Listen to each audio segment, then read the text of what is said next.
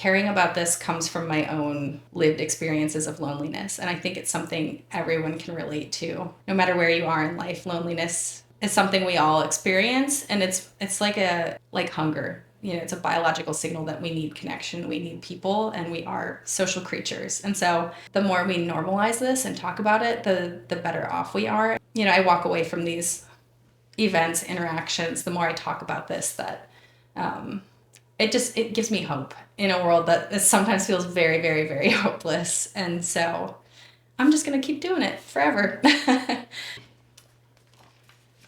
I am Haley Ingersoll. I'm a community builder, founder, creative. I like to define myself as a generalist. I think I have kind of a broad toolkit and an interesting range of experiences that I try to channel throughout my life, whether it's personally, professionally, creatively, through my hobbies. And so what I do is I started an organization called Pittsburgh Social Health, and that's all in the name of bringing people together, making it easier to connect socially, highlighting places that promote connection. And you're going to hear me use connection probably 10,000 times, so just a disclaimer. But I believe really strongly in the power of relationship and meaning making, and that's what I love to do, is create opportunities for people to feel a stronger sense of purpose and, of course, humanity, right? Like getting to know people, feeling like you have strong relationships, and yeah, just making this life thing not only easier, but I think more purposeful. Yeah, I'll keep ranting. Let's go. On a scale of 1 to 10, how authentically are you living right now, both on and offline? This one's it's interesting. I've been like thinking about it a lot lately. At the time of this recording, I'm a few weeks away from turning 30. And so I think there's naturally a lot of like reflection and integration, like as I end my 20s and the roller coaster that they have been. And so I'd say I'm probably more like a 7 on both fronts. And I think that's partially like this exploration of like, I've spent the last several decades really living a lot for other people and am trying to step more into my power and my voice. And part of being a community builder and a leader and putting yourself out there in this way and like marketing programming is using different voices and like learning how to frame that and also stay true to my own voice and mission and values has been it's been a journey. Yeah. I'm like excited, and I know it's going to get stronger, but it has been like a serious process in recent years, trying to find my voice and like use it confidently. And so doing things like podcast appearances and putting myself out there, I think has been really interesting exposure therapy. And the more I do it, I think the easier this gets. So, yeah, authenticity is really important to me. I don't like feeling or being disingenuous, but it's more or less like learning how to, I don't know, filter or be clear on why I'm doing certain things. I don't just want to do it because that's what everyone else is doing, or this is, you know, the format that's worked really well when it comes to like publishing a reel. I just, that doesn't matter so much to me. It's more like I'm married to the outcome, I think. So yeah, it's a 7 and going up. So, okay. Yeah. What was the transition from a small town in Wisconsin to living in Pittsburgh like for you?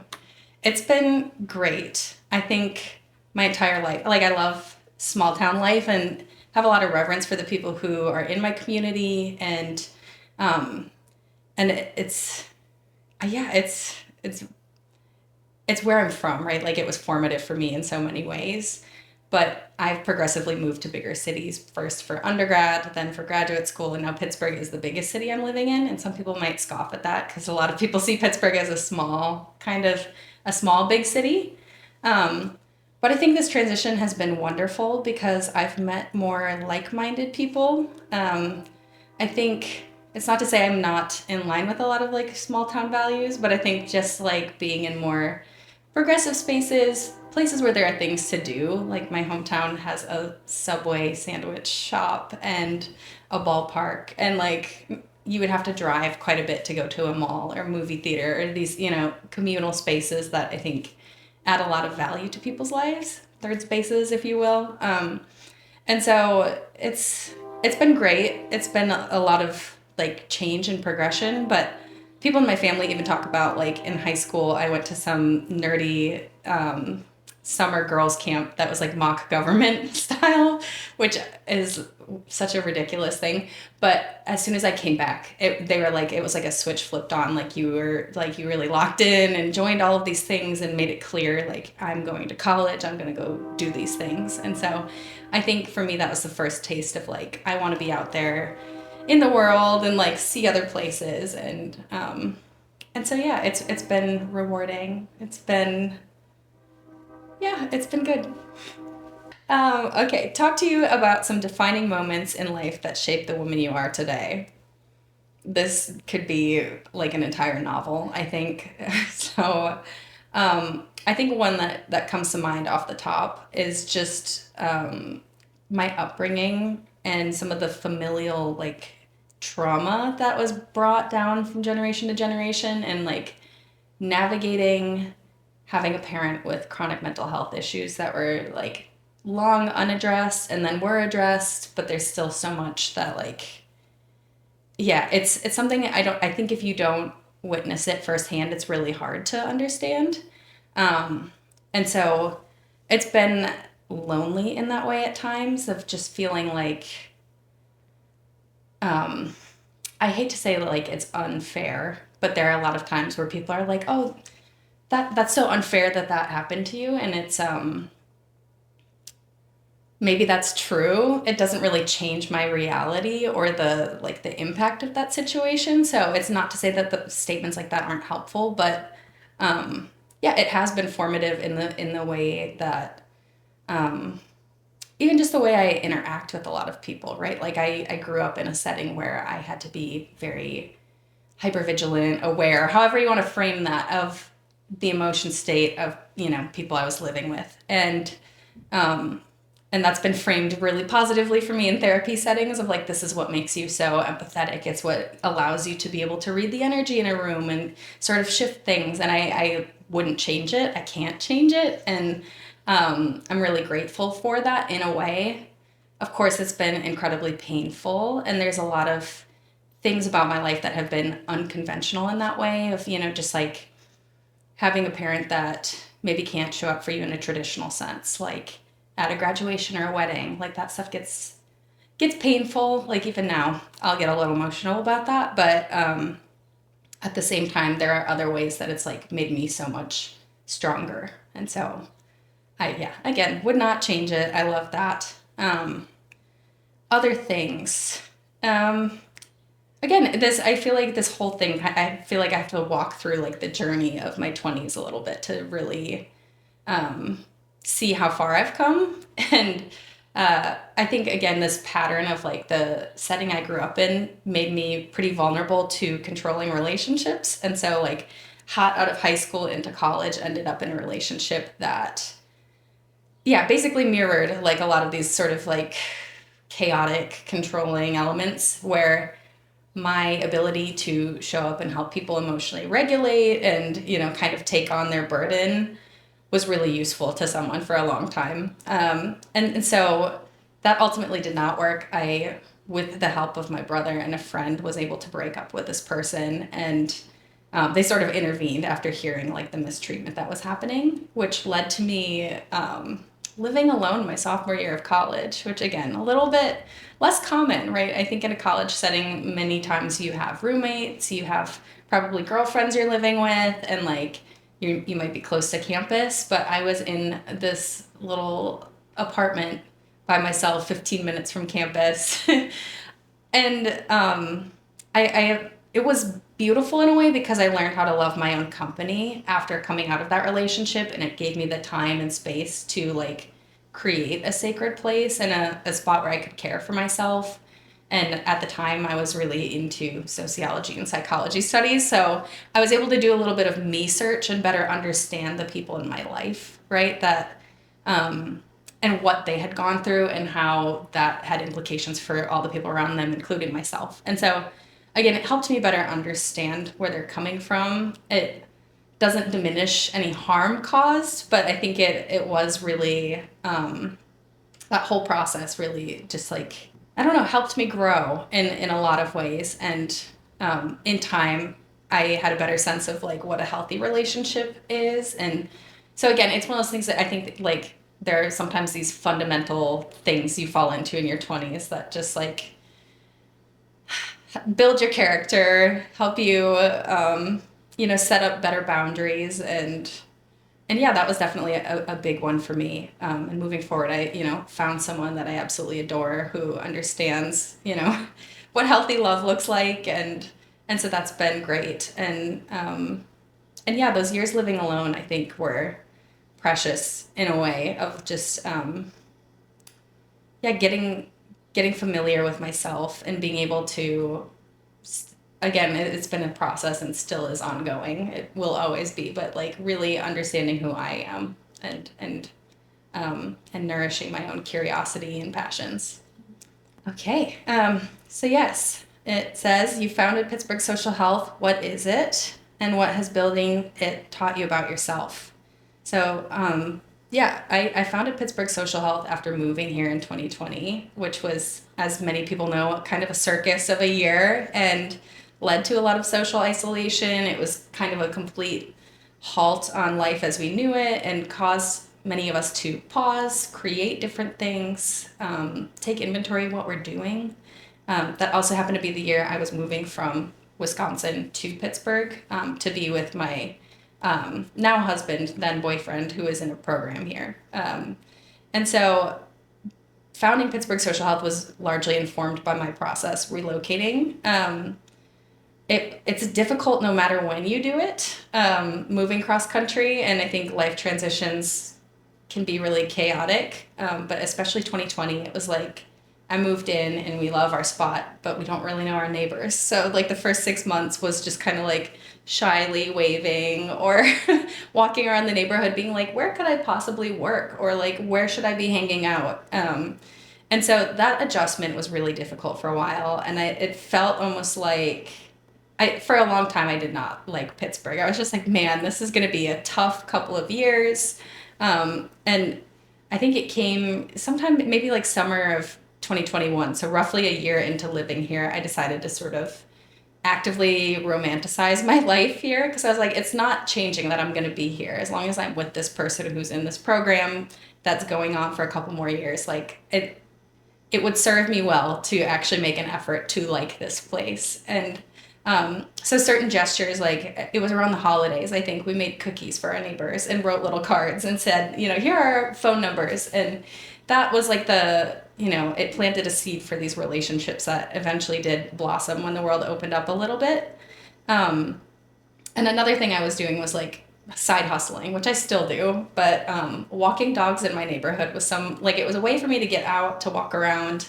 And it's a good way to meet people. Like if you ever walk around with a dog, people usually reach out to the dog first, right? Like they're like, oh, how cute, blah, blah, blah. But in time, I was able to form some relationships, right? Like there's a regular cadence that you're seeing the same person at the park. And along the way, I realized there's a lot of other transplants here. And they were all in that same position of seeking and just like, how do I find what there is to do here?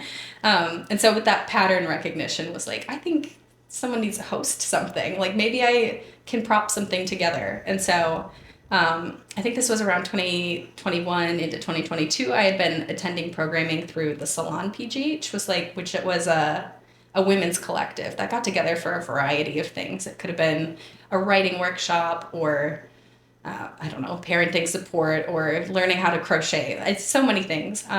And so the more I got familiar with them, the more I was like, can I just prop up this meetup with you guys? And at the time, there were these micro grants going out from an organization called Social Health Labs for $1,000 just for individuals who wanted to do community building practices. So it could have been, I want to get a permit and host a block party. And I just thought that was super, super cool. But I kind of kept it in my back pocket. I was like, I don't really know what I want to host yet. So with the time and like eventually, sitting on this transplants idea, that's what I put together to begin with, was just kind of like a let's do a mini support group where we talk about like what barriers we've had with moving here, finding things to do. And in time, it evolved a lot. It turned out there were a lot of people who were looking for this. It didn't matter if they had just relocated. I think there were, plenty of boomerangs, people who grew up here forever and were just like, it doesn't really resonate with me to hang out with the people I went to high school with. So we eventually made it a lot more open-ended, but it all came with this priority of no or low-cost programming, with the idea, third spaces and community spaces shouldn't have like a pay-to-play necessarily. There are, of course, like membership dues and things that like sustain an organization, but we really wanted to play it by like, this shouldn't cost you much. You should just be able to show up. And so that's a long spiel. But it's taught me a lot about myself. I do think despite coming off as like shy and all the background stuff you got, I think there is like a natural sort of leadership thing in me. I was just talking with my brother about this, where he's like, I don't think I would just invent a thing for people to do. Like, even if I wanted that really badly, I don't think I would use the energy to like invite other people and start hosting the thing. And I have whatever wiring that does like prompt me to do that. And so even though I say a lot of this started for selfish reasons, because again, I felt like I was craving community and didn't really find my people just yet, I realized how valuable this could be for other people. And so I think oftentimes showing up for yourself and figuring out what that is can quickly be extrapolated to other people. Like if you just like push that a little bit beyond yourself. And so, yeah, how has the work changed me? It has forced me to step into more of a leadership role. And that has been a really fun wrestling match with self-trust and executive decision-making. So I think a lot of the time I spend a lot of time and have been told I'm very measured about things. Like I overthink them and I want to make them like perfect and bulletproof before I put them out in the world. But this work needs to be done so badly that like I need to just let the perfectionism go and just do it. I think it's like the action is very much needed right now. And so it's helped me kind of take that on and really,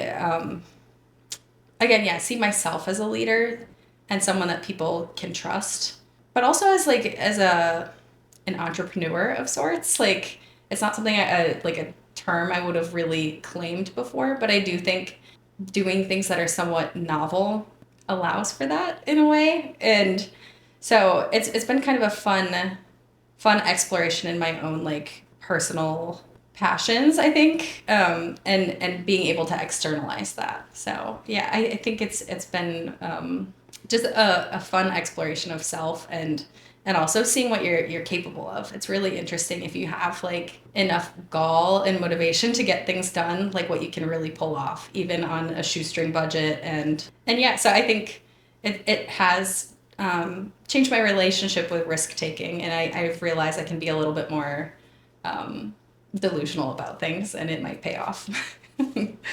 So next question, what is our mission, and what drives me to care so deeply for mental and social health? Yeah, the mission, again, is just to support people in feeling a sense of belonging and connection. That can happen in so many ways. It might be that you came to the event and you had a really good conversation, or you practiced social skills despite having like terrifying social anxiety or feeling like you're out of practice. Or it could be that you found some volunteer group, or it inspired you to start your own club. There's a full-on, I don't know, smorgasbord of ways that people can take from this. But overall, the mission is promoting social health, promoting spaces where people can connect, and creating more recognition and awareness around social health as a really important facet of modern living. The nerdy word that I'm really trying to popularize is civic infrastructure. Like I want this to be something that all of our agencies in the town and leaders in town take seriously, because I think designing for connection is something we benefit from in so many ways. Like it means people go to your parks. It means people stay in your workforce, from an economic development standpoint. If people feel like they're connected to a place, they're more likely to shop the small businesses in that neighborhood. And also like from a public health and mental health standpoint. So that's, I could go on again. I am clearly passionate about this, but yeah, connection generally. And so, yeah, what drives me to care so deeply for mental and social health? So, as I alluded, definitely grew up in a setting where, of course, I was aware of mental health and the way it can be not so healthy. And so, I don't mean to make so much light of that, but I do think, yeah, having firsthand experience with someone and multiple people in my family with chronic mental health issues, it changes the way you navigate the world. It changes the way you hear other people. It changes even your self-esteem, right? Like, I think there was a lot of ways that it made me both more vulnerable and more resilient. There's kind of like this interesting, the way it was formative is like in some ways my rejection of it, and like my wanting to be a cycle breaker and actively, going to therapy from a young age. And so I think, yeah, it was sort of that firsthand exposure that got me interested, and then understanding like there's still so much stigma out there around mental health. And so part of my college experience was getting involved with an organization called Active Minds. And I think that was completely formative, to be honest, because it gave me a space and peers who understood kind of how I came up and had been either firsthand experience, students who had mental health challenges, and also, lived experience. And that organization really normalized being able to talk about mental health in a way that I think made it more approachable for students on our campus. It also, again, helped me grow as a leader being in the student organization. I eventually became president of that student chapter, and that taught me so much about leading, hosting programming, like partnership building, almost more so than my degree itself. So I'm a big proponent of student organizations. But yeah, I guess to boil it all down to like caring about this comes from my own lived experiences of loneliness. And I think it's something everyone can relate to. No matter where you are in life, loneliness is something we all experience. And it's like hunger. It's a biological signal that we need connection, we need people, and we are social creatures. And so the more we normalize this and talk about it, the better off we are. And, I walk away from these events, interactions, the more I talk about this, that it gives me hope in a world that sometimes feels very, very, very hopeless. And so I'm just going to keep doing it forever. If my younger self was here right now, what would I say to her? I'd say she's pretty fucking cool. And she'd be like, whoa, potty mouth. But truly, I think, and I've been spending a lot more time with this, like my little baby Haley self is so cute. She loves dogs. She loves painting. She loves going over to her Oma's house and playing in the yard and eating strawberries and, I don't know, people. I brought up Oma, so then it's... and I appreciate that she's never left me and I've never left her. Something, again, I've grappled with is the way I've kept myself safe, and it's been really empowering to recognize that, and it helps me move forward in a more secure way of like, I got myself this far. And I just have so much love for her and everything she's been through. Yeah, she's great. She didn't deserve a lot of that shit that she went through, but damn, she is strong as fuck for getting through it. And then, yeah, if my future self was here, what would she tell me to stop holding back? These are good. Probably self-doubt, or others like prescriptions of who I should be. More and more, I think about how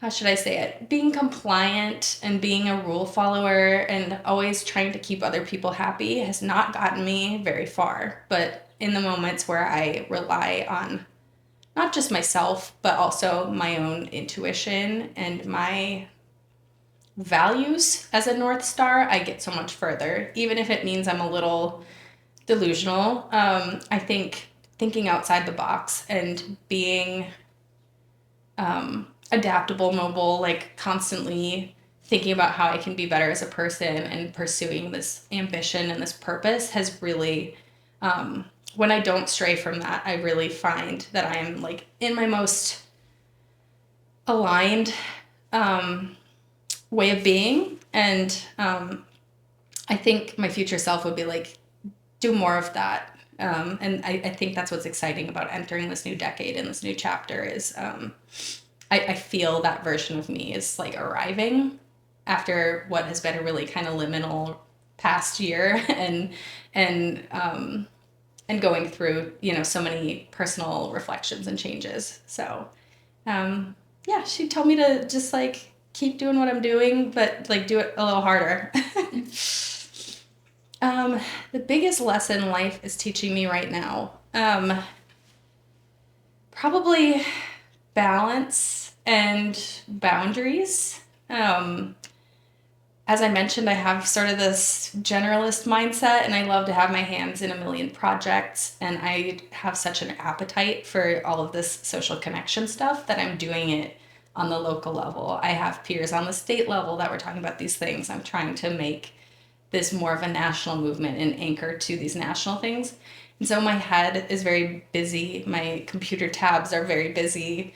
And I love that. But at the same time, I think there is like this inner calling to get more focused on things. And so I think life is like you're in the driver's seat.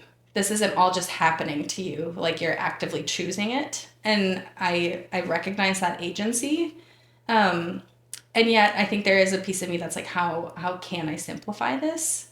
And so, yeah, trying to do some of that direction setting and get a little bit like, I don't know, more in tune with exactly where I feel, what feels right to be spending my time on. And I love that, again, as of the last year, have really stepped more into this as my full-time work, and I'm seeing myself more as a leader in this way. But yeah, it's been a process of kind of searching for that voice and yeah, like actually embodying it and not waiting for someone to give me the green light. So self-trust, baby. What am I learning to love about myself? I think, yeah, it is the way I see the world, and the way that I can create space for others. I love that I'm like annoyingly curious about things and have to get to the bottom of them and always want to be learning. I love that I love multiple things and I like can't just say this is the one lane I'm going to be in forever. I feel unlimited in that way, and so yeah, I love that I'm constantly growing, and I hope that that never changes. How has it felt to be seen in this way today? I like it, even though I'm crying on camera. I think something I'm learning, right? And this is, still a very active practice. Have to like keep emphasizing I'm in this sort of like state of transition right now. That in being vulnerable, it is a bid for connection. It's an opportunity to feel seen. Even if historically me being vulnerable about some of my experiences meant people can't relate to me, it's not a rejection. It's not like an indictment or a failure on their end. Like there are just things that are hard in people's lives that not everyone is like well equipped to handle. And so I think it's been really nice to just share my feelings to a camera and to a room, and I have no idea who will be watching this, but yeah, maybe there's something that resonates for them, and I hope people come away watching this feeling less alone. I certainly feel lighter. So I think my biggest takeaways, yeah, is again just owning that I'm in sort of this spot of, I feel almost like some of the visuals that have come to mind for me are like a phoenix. Like I think there's been sort of this, there's been a lot of loss in my life in my 20s, and with that I think creates opportunities to rebuild and to, um, I guess I don't want to say rise above because that sounds so corny, but um, I think there's been more of an emergence again after like decades of feeling like I'm living for other people. It feels like I'm really in control here, which is great. Any final thoughts? I love this generally. I think the power of storytelling is so underrated, and I love that you're creating this space where vulnerability happens, where people feel seen, held, sacred, and um, yeah, I just hope you keep doing it, and I will be interested to watch this some years down the road and see how much things have changed. So I love that you're creating these time capsules for people that they might reflect on of, positively or negatively of like, that's where I was. So I appreciate that you're creating these opportunities for reflection and growth. Thank you. Thank you.